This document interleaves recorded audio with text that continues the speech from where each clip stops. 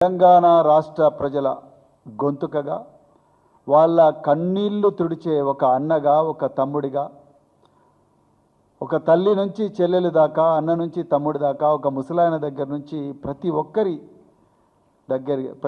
దగ్గరికి వెళుతూ వాళ్ళ కష్టాలు తెలుసుకుంటూ ఎన్నో ఇబ్బందులున్నా, ఎన్నో అడ్డంకులున్నా, ఎన్నో అక్రమ కేసులున్నా మరి అలా వీరోచితంగా పోరాడుతున్న కేటీఆర్ గారు లగచెర్ల నుండి ఆదిలాబాద్ వరకైతేనేమి, మహబూబాబాద్ నుంచి మహబూబ్నగర్ వరకైతేనేమి, మూసీ నది పరివాహక ప్రాంతం అయితేనేమి, మంజీరా పరివాహక ప్రాంతం, ఎక్కడ సమస్య ఉన్నా అక్కడికి ఆగమేఘాల మీద పోయి అక్కడ ప్రజల గొంతుకగా ఉండి ప్రజల తరపున పోరాటం చేస్తున్న కేటీఆర్ గారి మీద ఈ రేవంత్ రెడ్డి ముఖ్యమంత్రి అయిన తర్వాత ప్రజాప్రభుత్వం అనే పేరుతోని ప్రతీకారం తీర్చుకున్నందుకు వచ్చిన కేసులు 14, అన్ని అక్రమ కేసులే.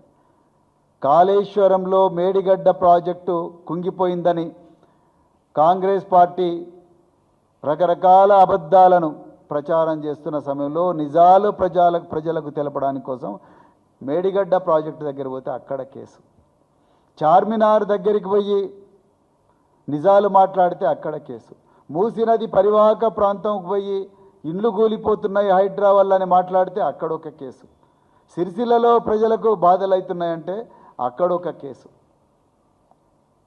కేసీఆర్ గారిని అన్యాయంగా తెలంగాణ రాష్ట్రానికి మూల కారకుడు, తెలంగాణ జాతిపిత, తెలంగాణనే గుండెలో పెట్టుకొని, తెలంగాణ ప్రయోజనాలు గుండెలో శరీరంలో కణాన పెట్టుకొని ప్రాణత్యాగానికి కూడా సిద్ధపడి తెలంగాణను పోరాడి తెచ్చి ఆ తెలంగాణను దేశంలోనే నెంబర్ 1 రాష్ట్రంగా పెట్టిన కేసీఆర్ గారికి పీసీ ఘోష్ కమిషన్ ముందు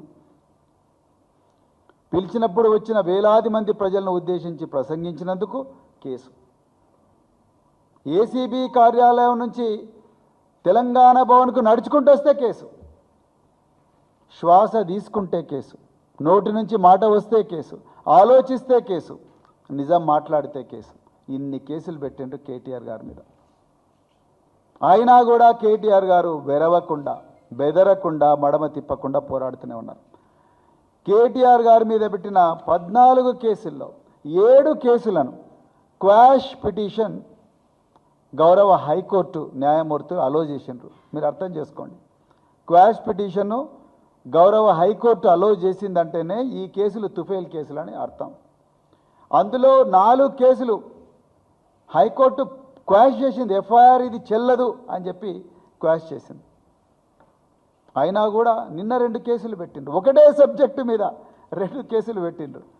అంటే ఒక ముఖ్యమంత్రి ప్రతీకారంతో బ్లైండ్ అయిపోయి రగిలిపోతూ ఏది కరెక్టు ఏది తప్పని చూసుకునే పరిస్థితిలో కూడా లేడు. ఒకటే సబ్జెక్టు మీద 2 ఎఫ్ఐఆర్లు.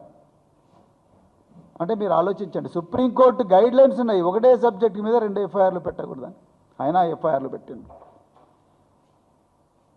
సో మిత్రులారా, మరి కేటీఆర్ గారు ఎందుకు ఇంత ఇబ్బందులు ఎందుకు పెడుతుంది గవర్నమెంట్ కేటీఆర్ గారు?